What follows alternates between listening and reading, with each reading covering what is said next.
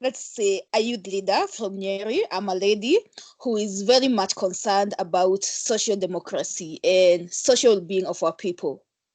Okay, before we continue, Oidra, let me let you know that we'll be recording this program. Is it okay with you if we record what we are talking about?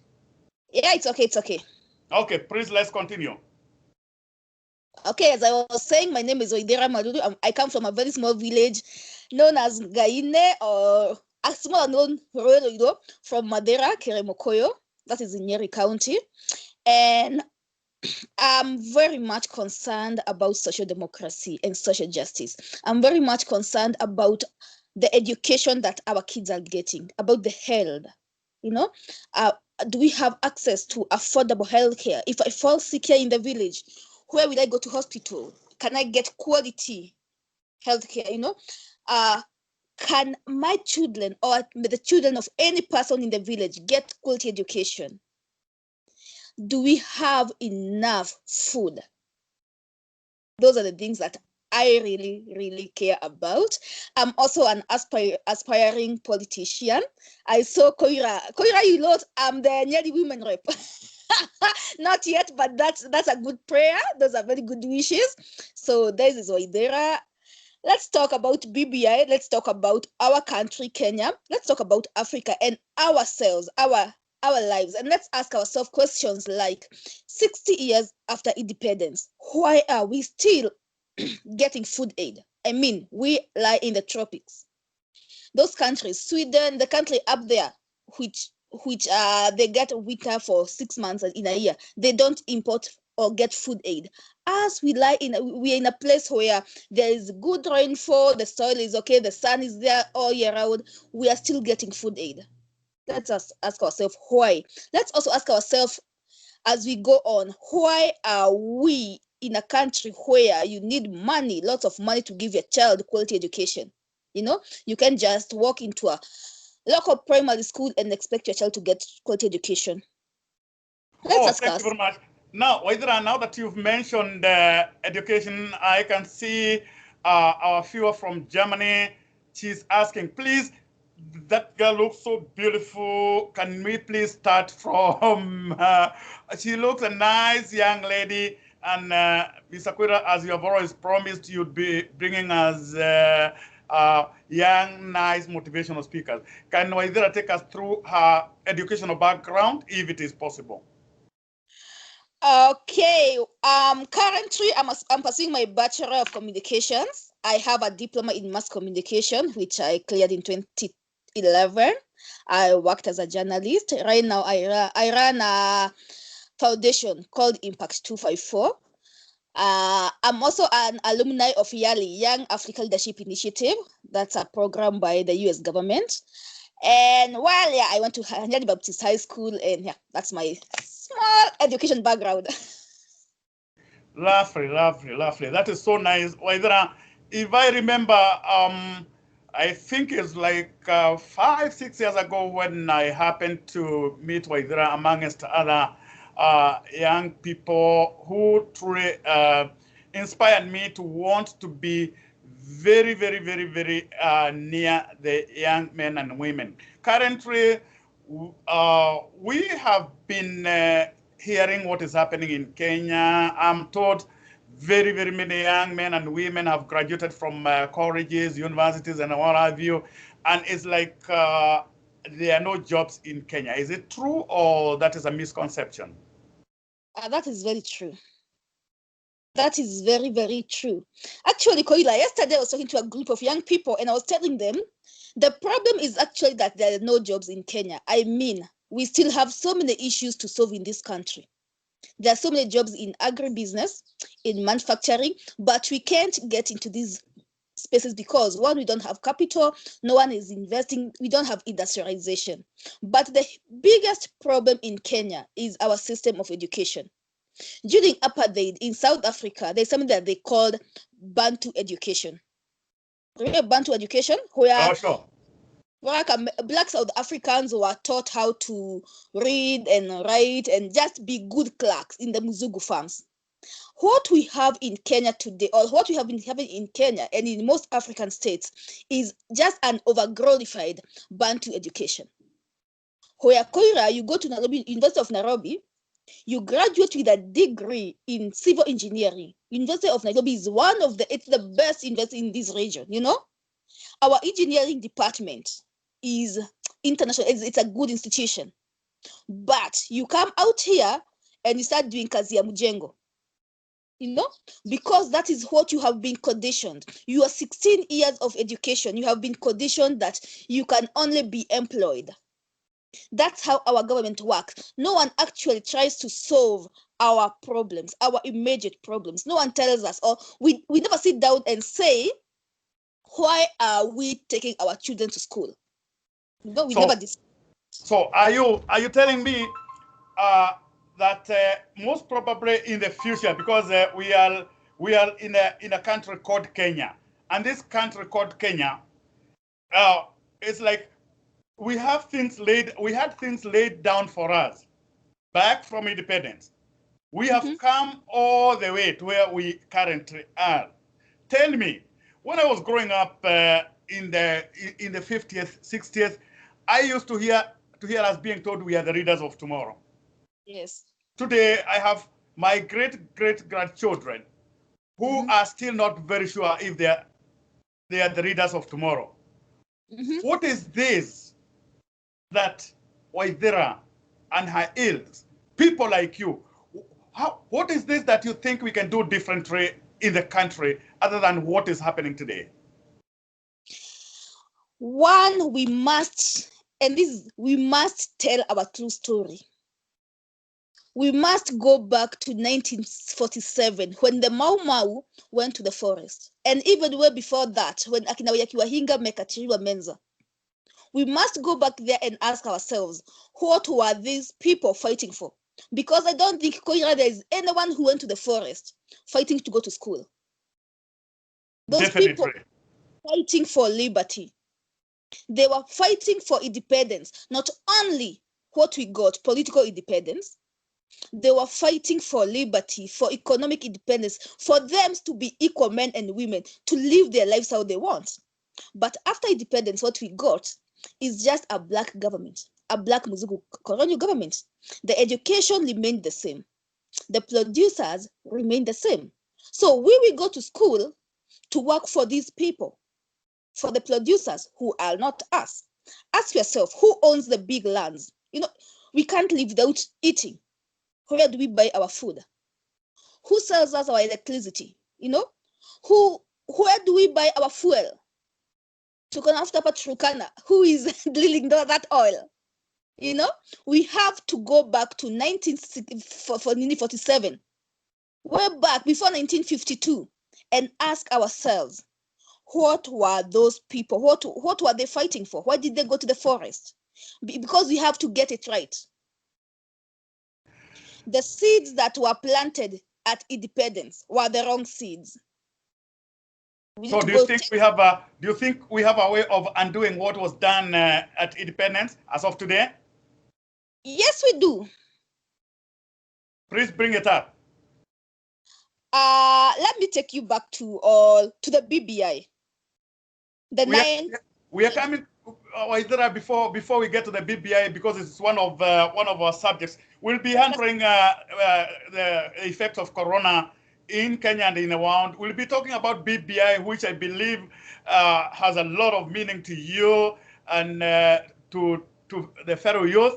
And it will be our main subject. But before we come to the BBI, Waithera, I am looking at young men and women whom I spoke to at a conference in Nanyuki 7 years ago, whom I have actually been following up for those years, and I have almost seen the same.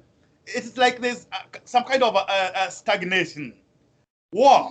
I'm excited when I hear most of you are in business. The few I have, the research I've been doing, I've been following 14 of you young people. That group that I met then. Already 8 are doing some business here and there. And they are excited, they are doing quite well. Waithera, my question is this. We have a system of education. If you remember, we had what we called the 7-4-2-4 system. We abolished that in favor of the 8-4-4 system. The systems do not seem to change anything. Does this have anything to do with the political leadership, or is it the mindset of the commoner whom we refer to as Wanjiko? Where is the problem? The problem is not the system. The problem is not the number of years we stay in school. It's not 8-4-4 or 7-2-2 or whatever other years you want to, it's not about the system. It is the content. It is the whole philosophy of education in Kenya. The whole philosophy of it. That is the problem. And you asked me what we should do. Koira, Yes. like 2 months ago, there was this guy called General, a very big guy, General Chui. Remember General Chui, yes. He was from a place in Magutu. Yes. We buried General Chui sometimes in July. Yes. No one knew about it. No one even in that village, very many young people in that village don't know who General Chui was. Yet, we know Kimathi, we know Nelson Mandela, we know all the people we know about the Russian and the German, the American history, but we don't know our history. That's the disconnection we have. Okay. On that note, Waithera, where is this disconnect? Is Waithera trying to say, okay, we should go back to our roots, start from somewhere, and looking at where we are, 60 years down the line, should we go back, or should we start from where we are and try to build a future? We have to go back because we have to know ourselves. We have to know who exactly are we, what have been our aspirations.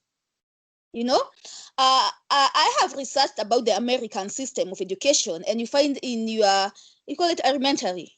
Yes. Your children there are taught about their history, about the great, about the story of the brave and the free. Yes, it's cool, but you teach them about the pride of being an American.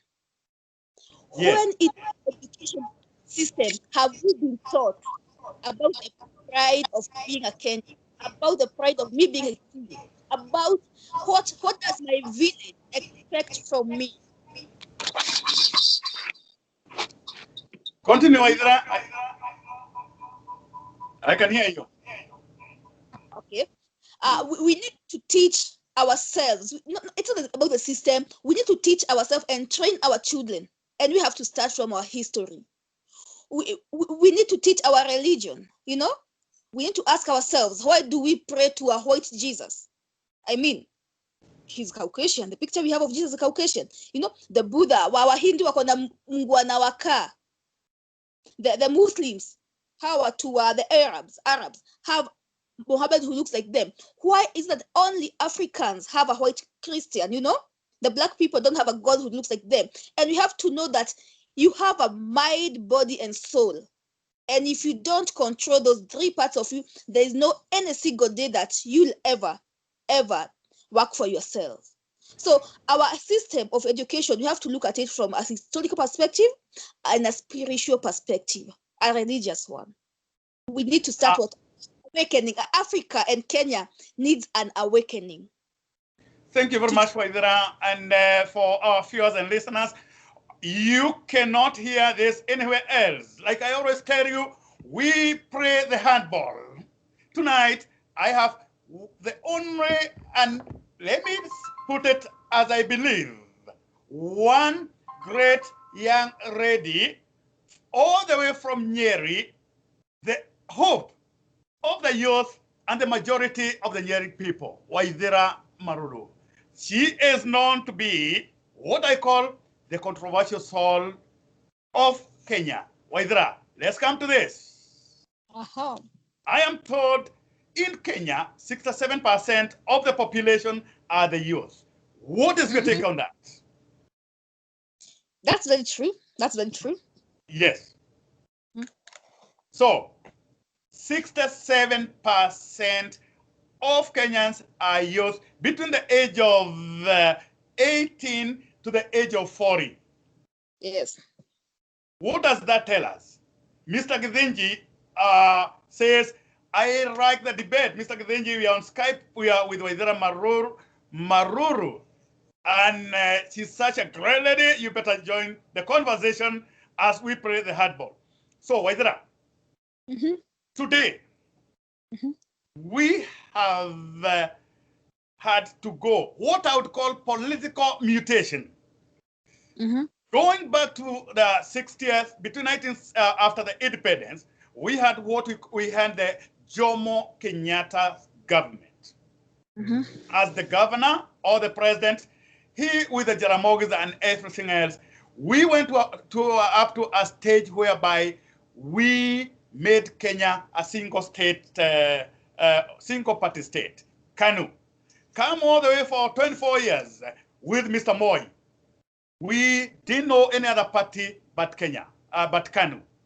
After Moi, most of you may not have known anything more than Moi because you were born during his reign. After Moi came the great man of Africa, Honorable Moi Kibaki, the man who made a whole difference in the world. And after that great reign, we today now have what you're calling the Uhuru presidency. War. We had a constitution, the Lancaster Constitution, that ruled our country from the year from the 60th up to the year 1992, when we started fighting for multi-partyism. In the year 2010, we got a constitution. Today is 2020.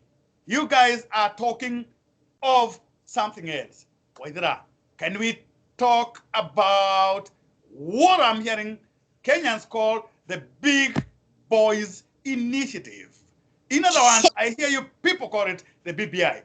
That is only here in the faces of Africa, in America, with Koira Kabirurai. Waithera, introduce the BBI to us. Actually, I have a copy of BBI right here with me. Thank you for that. We need to take a photo of the same. The official copy of the BBI. Yes. Koira, before we come to the BBI, yes, you talked about Lancaster, you talked about the multi-partyism, and you now came to BBI. You talked about the 1960, you came to 1990s, 2010 Constitution, and now here. Yes. But in 1960 and 1990, yes, things like the December 12th movement, there was the Mwakenya movement, agitation for better country. Then multipartyism, there was that clique, you know, the Young Turks. We came like that, Akina Martha Karua, Akina Raila Odinga, until 2010. Then from there, 2010 we passed the constitution, and here we are discussing BBI. In 2008, the then president, Moi Kibaki, gave Kenya the 2030, Vision 2030. Remember the document? Yes. Vision 2030 had 3 pillars. There was the social, the economic, and the political pillar. Yes.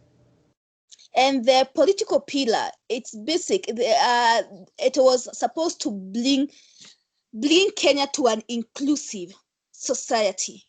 Yes. Free tribal hatred and all that. When we look at the BBI, I'm trying just to introduce it. When we look into the BBI document, we must ask ourselves as a country, where are we coming from? We must ask ourselves exactly, who are we? Because BBI is a political document, and we must look at it from that perspective. We talked about Vision 2030, social. That's why we see free education and pesa za wazee. Those are the social part of the Vision 2030. The social aspects, actually, yeah. The economic aspect is the Thika Superhighway. Actually, Thika Superhighway, the next time you're coming to Nyeri, inaishia hapa Maroa. Utakuja na highway. Yes, it has started. It's already past Makoyo. Inakuja. So, that's interesting. economic parts, the roads, the railway, all these industries. So those are the economic parts. The political part now comes in. And where we missed it is when we talk about Vision 2030, it was divided into goals, 5 years goals. Right now, we are in Vision 2030, third medium plan goals, 2018 to 2022. In other words, called the Big Four agenda. You see, when the president says the Big Four, we think Big Four agenda is Uhuru's stuff. It is not Uhuru Kenyatta's stuff. It is the Vision 2030. He just personified it. He's personalizing it or personifying it? He wants to take credit for the same? He's not trying to take credit for the same, but he's the manager of the company called Kenya right now. So Vision 2030, the agendas of this term are under him. When we win the political pillar of Vision 2030, right now, if we win them, we'll say we achieved this at the era of Uhuru Kenyatta, you know? Yes. I want Kenyans and people listening to us to understand something. There is nothing that the government is doing right now that it's outside Vision 2030. When you see those roads coming up, when you see the railways, when you see the housing project, the free education, those were all aspects, and they're all part and parcel of Vision 2030. And that's where now BBI comes in. The handshake comes in. Okay, let's talk about the handshake. Why is it that? When those two gentlemen, Uhuru Kenyatta and Raila Odinga, came together on March in 2018, when I want to look at it from not just the way the moshana, you know, we call it mehe here, the propaganda of the journalists and the politicians, you know, when I want to look at it from a deeper angle, because I believe these are two great brains, two elites, two people, you know, they have everything they want, you know, they're not like the kawaida, you and me, you know, they're the kawaida people. They had their reasons why they came together. And they also had bigger reasons about this country. When I look at the handshake, I see Vision 2030, the political pillar, because handshake is about inclusivity. We are talking about from a nation of blood ties, where I vote for you, Koira, because you are Kikuyu like me, to a nation of ideals. You know, Barack Obama was voted as the senator for Chicago. Being born in Hawaii, growing up, is it Singapore? He didn't run in his village. There's a problem with network. Oh. Waidra, we are doing very well. With me is Waidra Maruru, all the way from Nyeri, one of the few elitists I would say I have met. A young lady who will call things as they are. She'll